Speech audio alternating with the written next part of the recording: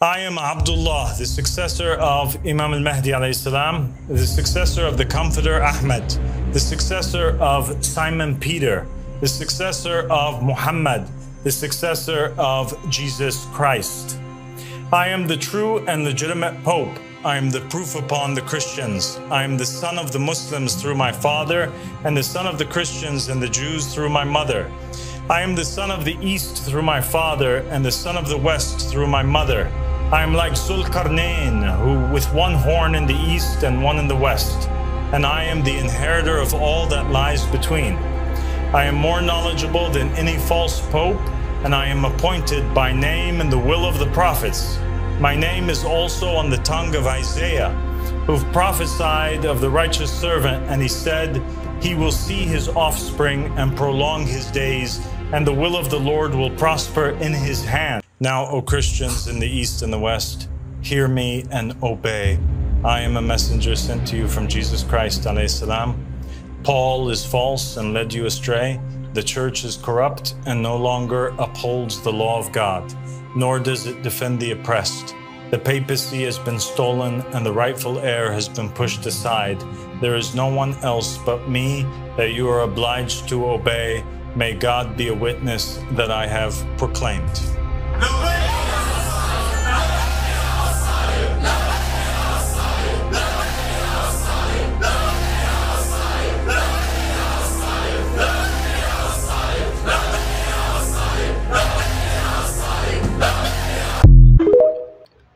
Matindi itong mga pag-aangkin ni Abdullah Hashim na siya umano ang successor ni Muhammad, siya umano ang successor ni Apostol Pedro, at siya umano ang successor ni Jesus Christ.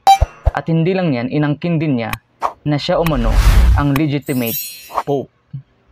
Sa sekularismong pag-aaral, ang kanyang mga pag-aangkin ito ay tinawag na delusion of grandeur. Ang delusion of grandeur is a person's belief that they are someone other than who they are, such as a supernatural figure or a celebrity. Kaya kung may mga taong nag-aangkin na sila si Superman or iba pang mga bida sa mga palabas, sa mga Marvel, yun ay tinatawag na delusion of grandeur. At ano pa, a delusion of grandeur may also be a belief that they have special abilities, position, or powers. Gaya nito ni Abdullah Hashim na inangkin niya na siya ang legitimate Pope. At ang delusion of grandeur or ang delusion ay isang uri ng mental health. Delusion of grandeur or delusions are generally the result of mental health disorder. Kaya kapag may mga nag-aangkin na hindi naman sila yon, pero inaangkin na sila yon, ay ang tawag po dyan ay delusion of grandeur, at yan po ay isang uri ng mental health disorder. At sa usaping pananampalataya naman, ang ganitong mga pag-aangkin ay tinatawag na heresy or blasphemy. Pagdating sa pananampalataya, ito ay refers to great disrespect shown to God or to something holy. Kaya kapag sinasabi nilang na sila si Kristo, yan po ay blasphemy. Or to something said or done that show this kind of disrespect. Ang heresy naman po refers to belief or opinion that does not agree with the official belief or opinion of the particular religion. So makikita po natin na ang mga sinasabi ni Abdullah Hashim ay isa pong blasphemous act or claim na hindi sumasang-ayon sa itinuturo ng Biblia, dahil kung makikita po ninyo ang iba pa niyang mga clips ay pinaghalo-halo po niya ang Biblia at ang Quran at ang pananampalataya ng Islam at ang Kristyanismo. At hindi po sumasang-ayon diyan ang katuruan ng Panginoong Hesukristo. At claim din niya, inangkin din niya na siya umano ay isinugo ng Panginoong Hesukristo, at sinabi niya na si Apostol Pablo ay isang bulaang apostol. Now, anong masasabi natin dito? Siya ba ang the final Antichrist na tinutukoy ng Biblia? Hindi po, kasi marami pong nagsasabi na siya na daw yung final Antichrist. Pero sa mga ganitong pagkakataon, siya po ay itinuturing na maaring hindi siya yung the final Antichrist, pero siya ay Antikristo. Kasi ang kanyang mga katuruan ay nag-o-oppose or kumukontra sa katuruan ng Panginoong Hesukristo. Bakit hindi siya ang final Antichrist? Dahil the final Antichrist will reveal himself after the rapture. So may magaganap muna na rapture or pagsalubong ng iglesia at ng Panginoong Hesukristo sa alapaap bago darating or bago mag-reveal si Antichrist sa kanyang sarili. Yan po ang una. Pangalawa, the final Antichrist will occur when the third temple of Solomon is built. So, doon kasi maghahari yung Antikristo, doon uupo at mag-aangkin sa kanyang sarili na siya ang Diyos. So, yan po yung dalawang dahilan kung bakit si Abdullah Hashim ay hindi po ang the final Antichrist. Now, nagbigay ba ng warning ang Panginoong Hesukristo patungkol sa mga bulaang propeta o sa mga bulaang Kristo? Ang sabi ng Panginoong Hesukristo sa Matthew 24 verse 24, "For there shall arise false Christs and false prophets, and shall shew great signs and wonders, insomuch that, if it were possible, they shall deceive the very elect." So, may mga darating daw po ng mga bulaang propeta, mga bulaang Kristo, at magpapakita ng mga kamangha-mangha. Hindi lang yan sa mga bagay na pinapakita nila, kundi sa kailang mga karunungan. Diyan po sila nagpapakita ng kamanghaan. Kaya po marami po mga naniniwala sa kanila at marami po silang naaakay. Kaya ang sabi dito, insomuch that, if it were possible, they shall deceive the very elect. So kung makikita niyo po sa kay Abdullah Hashim, marami po siyang mga tagasunod, marami po mga pumapalapak sa kanya na naniniwala sa kanyang mga sinasabi. Ngayon, sinabi niya na si Apostol Pablo ay isang bulaang sugo ng Panginoong Hesukristo. Pero ano ang sabi ni Apostol Pablo? Na ang sabi ni Apostol Pablo sa 2 Corinthians chapter 11 verse 13 to 15, "For such are false apostles, deceitful workers, transforming themselves into the apostles of Christ. And no marvel, for Satan himself is transformed into an angel of light.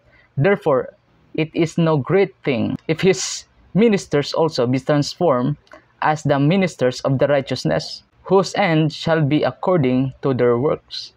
So, si Apostol Pablo ay nagbabala din na may mga bulaang mga apostol na darating at magpapakita ng mga kamangha-mangha din. Sila ay mag-transform, kunyari, ng katuwiran para maninlang ang mga tao. Yun po ang ibig sabihin ni Apostol Pablo dito. So may katangian sila na mag-anyo na naaayon sa katuwiran. Pero ang totoo, sila ay hindi totoong sugo ng Panginoong Hesukristo. Dumating sila upang dayain ang marami, upang iligaw ang marami. Ngayon, ang sabi ni Apostol Pablo na, "Be ye followers of me, even as I also am of Christ." So si Apostol Pablo po ay tunay na sugo ng Panginoong Hesukristo at siya po ay nangangaral ng Ebanghelyo at siya po ay nagbabala sa mga bulaan ding mga propetang darating na dadaya ng maraming tao. At makikita po natin na si Apostol Pablo ay tunay ngang sinugo ng Panginoong Hesukristo sapagkat yan ay nakasulat sa Acts chapter 9, Acts chapter 21, and Acts chapter 26. Diyan po mababasa natin ang conversion ng Apostol Pablo kung paano siya nakakilala sa Panginoong Hesukristo, paano siya sumampalataya, at sa pamamagitan niyan, siya ay nagkaroon ng lakas na ipangaral ang Ebanghelyo ng Panginoong Hesukristo kung saan siya ay galing dati sa pagiging Pariseo, sa pagiging Hudyo, pero noong siya ay nakakilala sa Panginoong Hesukristo, siya ay tahasang ipinapangaral ang Ebanghelyo ng Panginoong Hesukristo sapagkat alam niya na sa pamamagitan lamang nito ang kaligtasan matatamo ng tao. Kaya ang sabi po niya sa Romans 1 verse 16, "For I am not ashamed of the gospel of Christ, for it is the power of God unto salvation to everyone that believeth, to the Jew first and also to the Greek." Kaya nga po, ang sino mang sasampalataya sa Panginoong Hesukristo ay magkakaroon ng tiyak na kaligtasan, na ang Panginoong Hesukristo ay nabayubay sa krus na ilibing at nabuhay muli sa ikatlong araw. Kaya si Abdullah Hashim ay hindi po siya ang final Antichrist, pero siya po ay Antikristo sapagkat ang kanyang mga sinasabi ay kumukontra sa katuruan ng Biblia at sa katuruan ng mga apostol at higit sa lahat sa katuruan ng Panginoong Hesukristo. Kaya hindi na po tayo dapat mabahala or magtaka sa mga ganitong tao na nag-aangkin na sila umano ang Kristo or ano pang pag-aangkin na ginagawa nila para mapaniwala lang ang iba sa kanilang mga nabuong pananampalataya at sa kanilang mga nabuong doktrina. Yan po ay ibinigay na ng Diyos, ibinigay na ng Biblia bilang warning sa atin na mag-iingat tayo sa mga ganitong tao na patuloy na dumadaya at nilalayo ang mga tao sa katotohanan at sa Panginoong Hesukristo. Kaya tayo po ay patuloy na mag-ingat sa ating pananampalataya at huwag po nating hayaan na tayo ay isa sa mga madaya sa mga ganitong tao. Maraming salamat po sa inyong panonood.